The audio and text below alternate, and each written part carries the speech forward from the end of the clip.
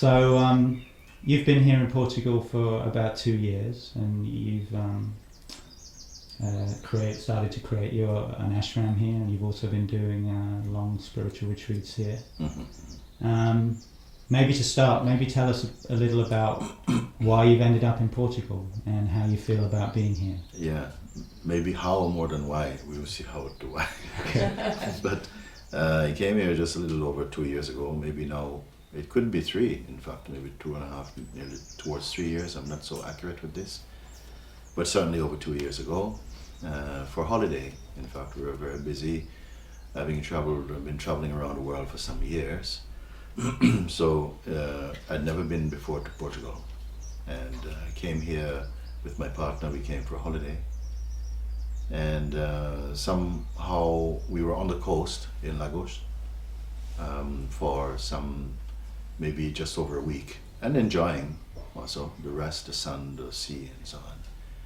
Then one of our friends who is from Portugal invited, he said, well, we have another friend in a region called Alentejo who has been watching your videos, and she hears that you're here and would very much like to invite you to come and spend a few days at her place, because she's also receiving guests and so on. But initially I declined. I said, no, we only have a few days. We don't have time to do this. I'm not much of a traveler in my rest time like this. So then he came back the following day and said, well, she said, if you won't come, can she come to me too? And I said, okay, this is fine. She came with one old devotee of my own master. And we met, and it was just magical. We had such a wonderful time sitting, having coffee in the sun. And it was an immediate feeling of a kind of intimacy. I call it a kind of impersonal intimacy. Something was so beautiful there.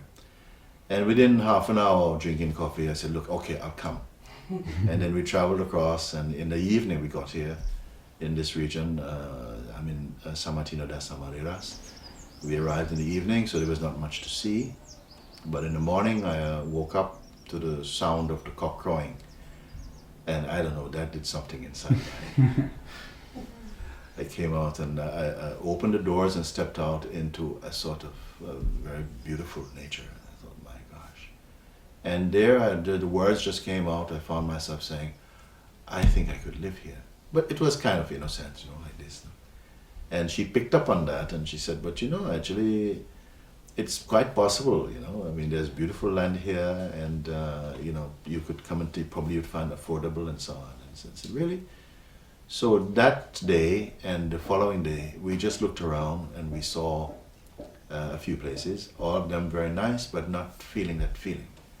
And just the day before leaving, local man asked for us to come and to visit another place very nearby where I'm staying. So we came, and I walked on this land and walked around and was shown around.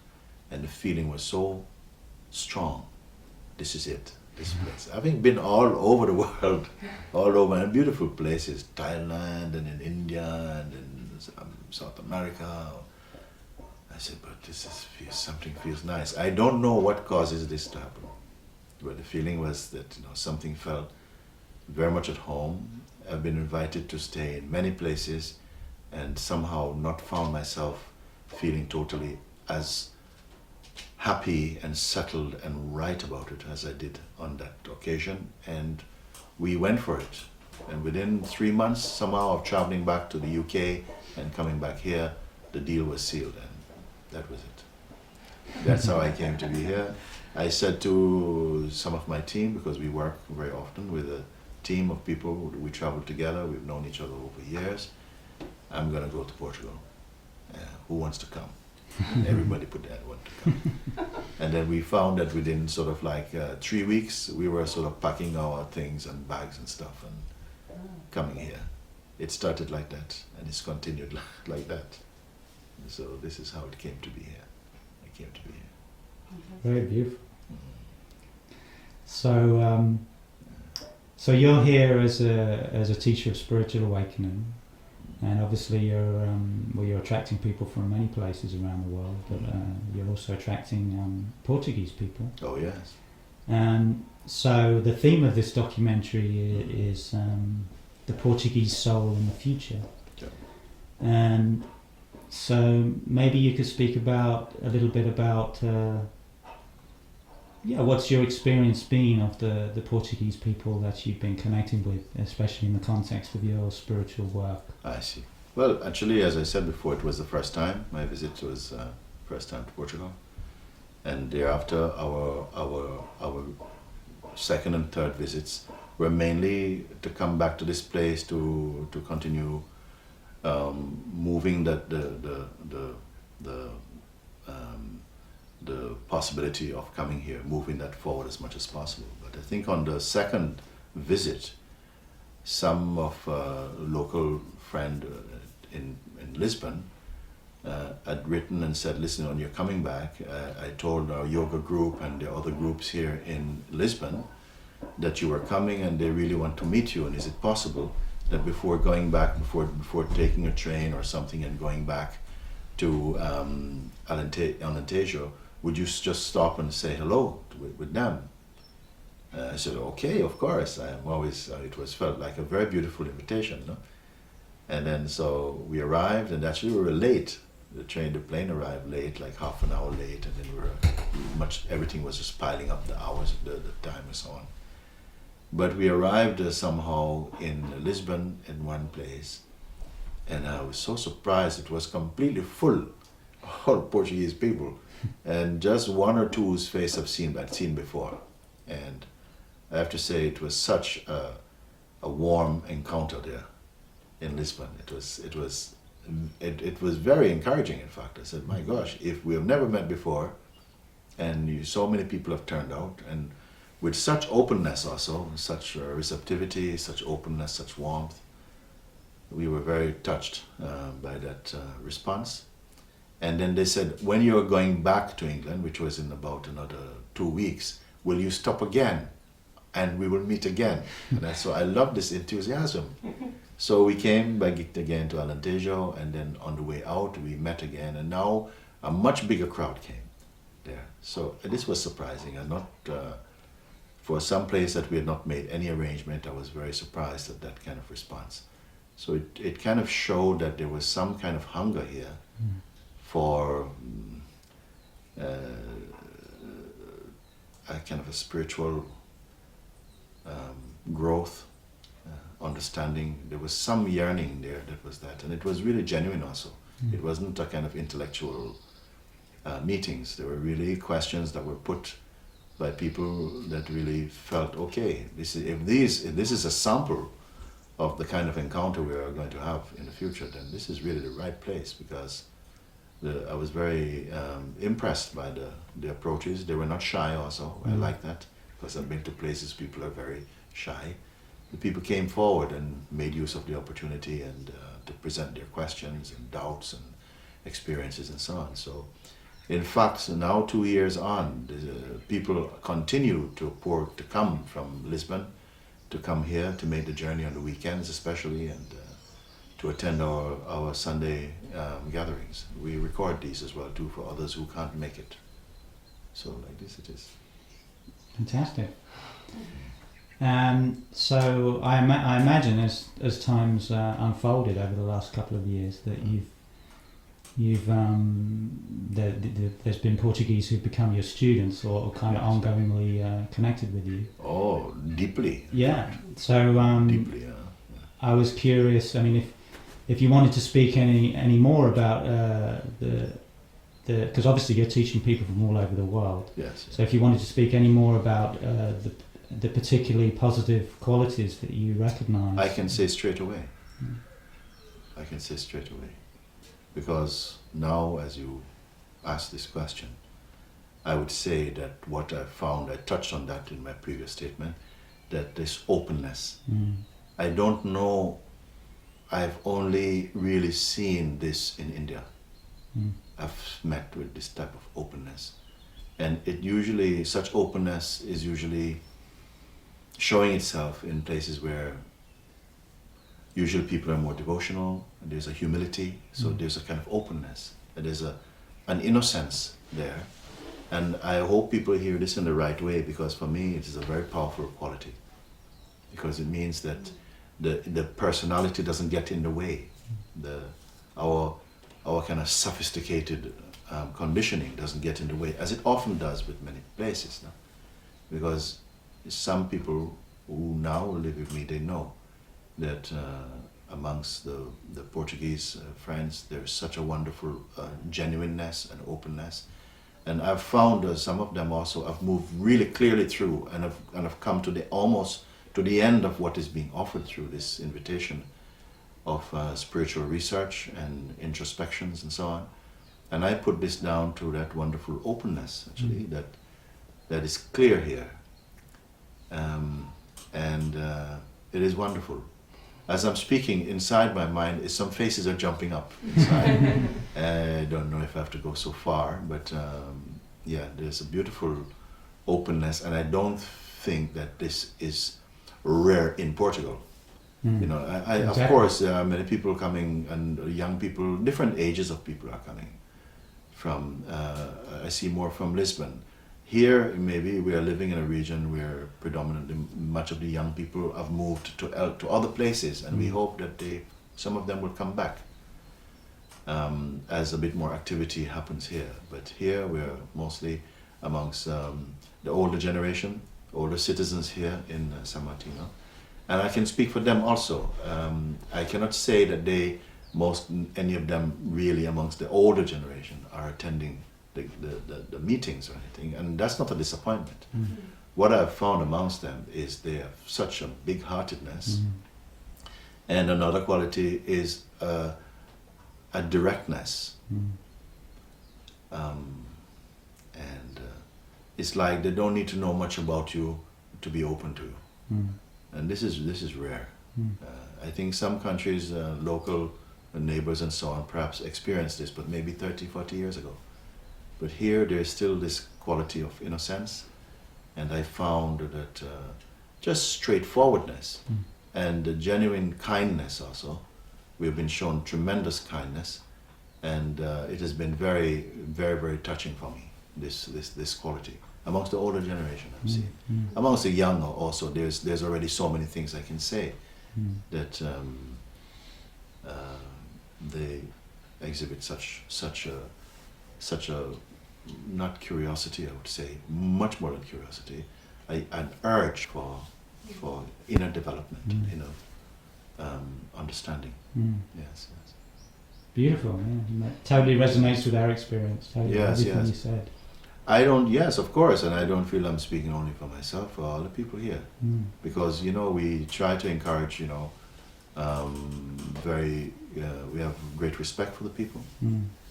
And so this is reflected also we often talk about that, because many people are coming from other countries here, and it's very much a part of what we encourage, that we can meet people. Don't try too hard to meet. I mean, they are already welcoming, and it is so wonderful to pass through a village and so on, and just to say, boa tarde or something, and people, it's amazing. It's beautiful. Yeah. So that's been a very blessed part of our experience here so far. Great, thank you. So one other question, and if you don't have much to speak about in response to it, that's fine. Okay. But have you through your work with Portuguese people, and especially the people who've gone deeper into the process of awakening, have you also observed any patterns, we could say cultural patterns or beliefs that you see obstacles or structures that inhibit the emergence, the full expression of all these positive qualities that you just spoke about? I don't know if this is more than elsewhere. Very often one of the general kind of obstacles is a sense of unworthiness, which we find in other cultures as well, in people generally.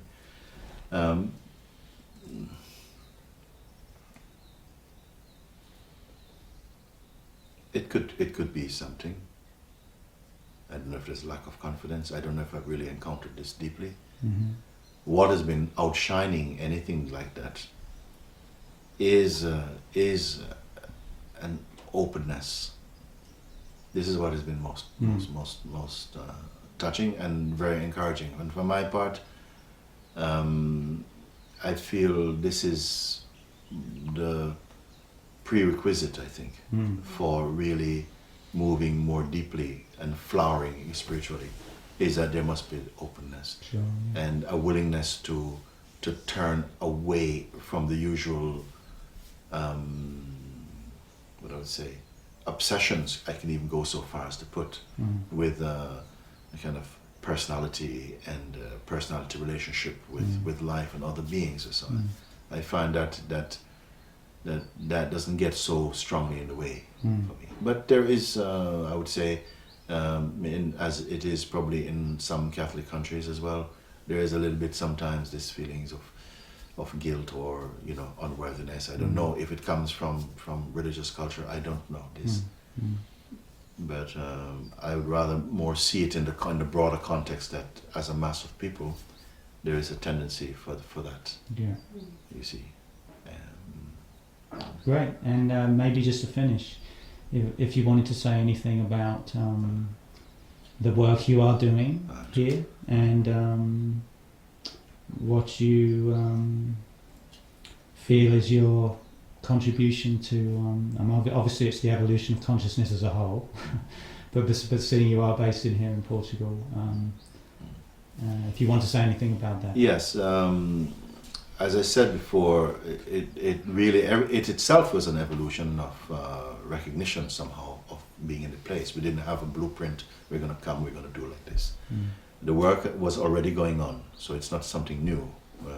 We were a Sangha, which is a kind of spiritual community, that was without an address, without a physical, geographical address. We were our address actually, so we've been moving around and like that. So when we came here, I actually offered up our intention, our vision, our sense of what was to come to this land, and say, if accept us, accept our visit here, accept our presence here. We will, as much as it's within our power, to care for you, and then also you accommodate us, because we come here with a purity of intention to share this wonderful opportunity and an invitation in the spirit to come to a discovery of what is timeless within ourselves, like this. And it started very humbly, and it is still humble, and I hope it will always be humble. And that as the word came out and that we were here, more and more people wanted to come here.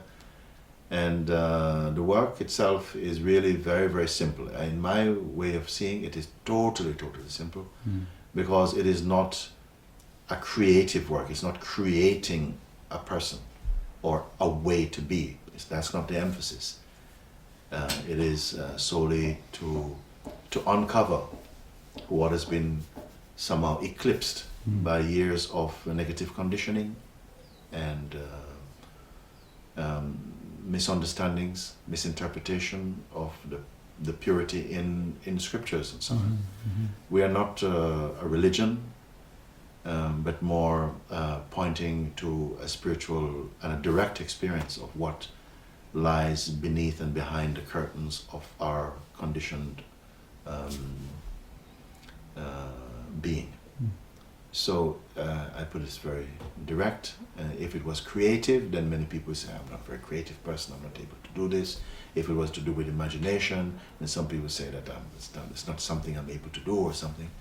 But because it is going to the very root that there is within all sentient beings, and if we confine it to the human kingdom, that underlying all our expressions and our conditioned behavior and other factors which are probably untraceable at what ultimately expresses as our personality behind all of this is an innocence and a purity that I feel this life is really for discovering that. Thereafter one really comes into a realm of real freedom, not egoic freedom, a freedom wherein love is really at the root of it, not a love practice, but a love undressed from all the confusion, all the negative condition, all the selfishness and selfish motivations and so on of negative conditioning and egoic trappings, you know. So I feel very happy that this work is flowering here, and that more and more of the people, because we have not come to Portugal as though we are landing from Mars or something. We have come here to be integral with the place, that we are really inviting the soul of the Portuguese people to come and take a look at itself, because in true spirituality has a highly reflective quality that through genuine research into the spirit acts as a kind of reflection of what we truly are, and people can make use of this. They can be pulled more towards this inside themselves, and ultimately, in the terms that probably most people can understand, you come again into a natural and very happy existence, one that is not a fearful existence, not a restrictive or oppressive existence, not a dull, naive or oppressive one, but one in which each individual somehow imparts, even without the direct intention to do that, but just by the power of your own presence, impacts and affects the community at large around you. And I feel that this is something that is already in evidence as we speak about these things. And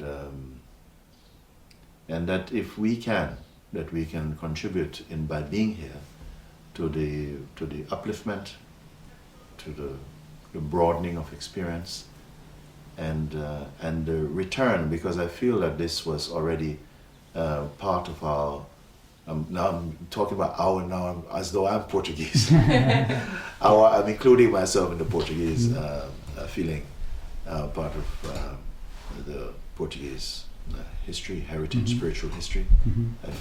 I don't know how much people are encouraged to look back into that, but yes, we're here to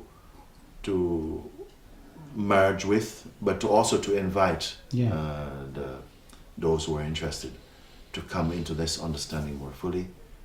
I feel that it is so powerful, and it's so much the direction that the human wave needs to take, that I feel that any enlightened government should sponsor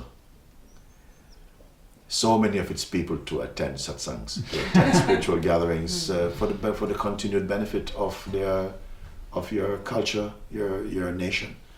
If I can just finish by saying that, because I don't know what measuring stick people use to assess what a successful nation is, but if it is not merely measured on material terms, then I would put this country very high on the list, in fact, because if you want to say it's how much scientific research you have done, how much countries you're involved in, how much money you have made, how many businesses, how many new buildings are going up, then you can say, well, okay, maybe the Portuguese culture is lacking behind a bit or something. But if you change the paradigm or change the attention and look at the quality of life and the way of being, the openness of heart, the kindness of people, these qualities, then I would put them very high. And in my view, I would choose this example above any other. I think a nation is not judged, for me, on the strength of its economy. Of course, this is very important as well, because needs have to be met. But we must not forget that it has to also do with a depth of understanding, and we cannot evolve beyond your spiritual existence. You cannot evolve and leave that out. I'm sorry. And we are seeing the evidence of this now with countries that have had their time, and now they are shrinking and they have no support underneath them to carry them through, and their societies are collapsing because of this. So I'd encourage the Portuguese people to take pride in their heritage, spiritual heritage also, and to be reminded of the strength that is there that often is overlooked. Perhaps we're not brought to our consciousness about it, but if I can, I would like to stir that up again and say, look, it's not as bad as it is. You are much more ahead in these terms, and please bear this in mind, because even great countries who are known for their spiritual presence and contribution to the world are now somehow, I feel, in a slow kind of process of decay, because they have switched their intention, their vision to much more of a materialistic vision.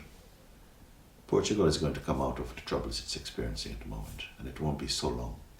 I hope that you use this time not to grieve about the things you don't have, but to celebrate what you do have, and to continue to expand and it's very important, because I don't think you're going to involve with being negative about yourself. The starting point must be to again recall what is good in yourselves, what is great in yourself.